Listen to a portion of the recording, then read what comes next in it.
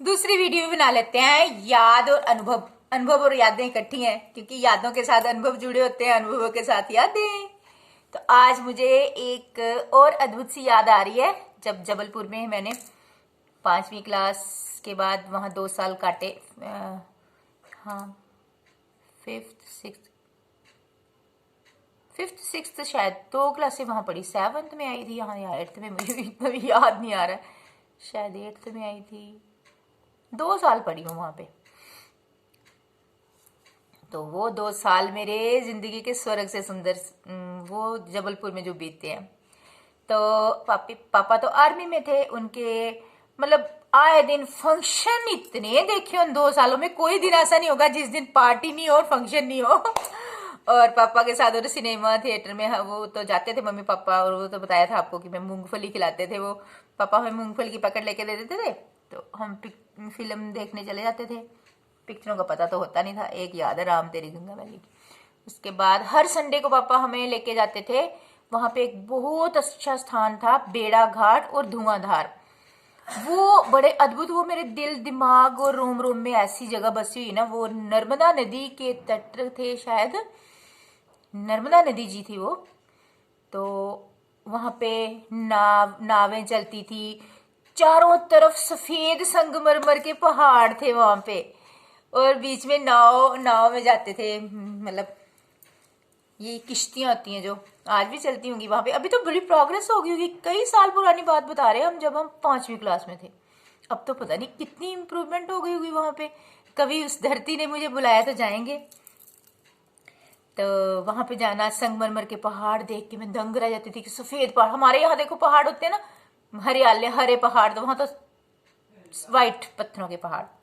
वहां उन पत्थरों की मूर्तियां बनती है वहां पे। हर एक देवी देवता की मूर्तियां, कई तरह के कलाकार मतलब वहां पे मूर्तियां बनाते हैं, बड़ी अद्भुत।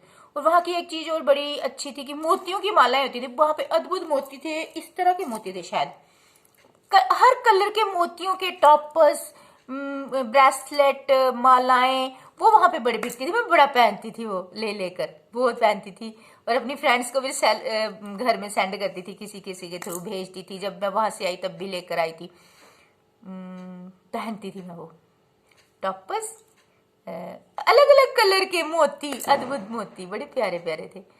वो मूर्तियां, वो जगह, वो स्थान, वो धुआंधार तो बड़ी अच्छी जगह। वहां पे बड़ी ऊंचाई से जल गिरता था, पानी, तो उसको मतलब धुआं निकलता था। तो उसको जगह का नाम है धुआंधार बेड़ा घाट। इतना ही याद है मुझे, धुआंधार और बेड़ा घाट। जिन्होंने वो जगहें देखी होंगी ना, उन सबको पता होगा। और जो वहां के होंगे उनको तो पता ही है। लेकिन बाकी भी इंडिया के जो भी किसी भी स्थान के लोग वहां पे जाते हैं ना, वो उस स्थान पे तो जरूर घूमने जाते हैं। उन वाइट पत्थरों की मूर्तियां आज तक हमारे पास पड़ी हुई हैं। और कृष्ण भगवान तो चुरा के लाई थी, वो फिर से बताऊंगी। एक बार तो बताई थी आपको। ये अद्भुत सी यादें हैं कि वो याद आता है कि कितना प्यारा होता है बचपन, मासूम सा।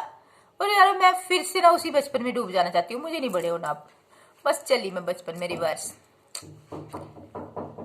फाइनल हो गया सब कुछ। मैरिड लाइफ भी जी ली, बच्चे भी बड़े हो गए हैं। अब मैंने दोबारा बचपन में जाना, क्योंकि मैंने बचपन खुद के जिया नहीं है। वो 2 साल बचपन के जिए थे, उसके बाद मैं अच्छे से जी नहीं पाई। 19 साल की एज में, मतलब 18 की कंप्लीट हुई तो 19 में मैरिज हो गई। उसके बाद कहाँ देखा मैंने बचपन, खो गया बचपन। अब मैंने बच्चों के साथ जीना है।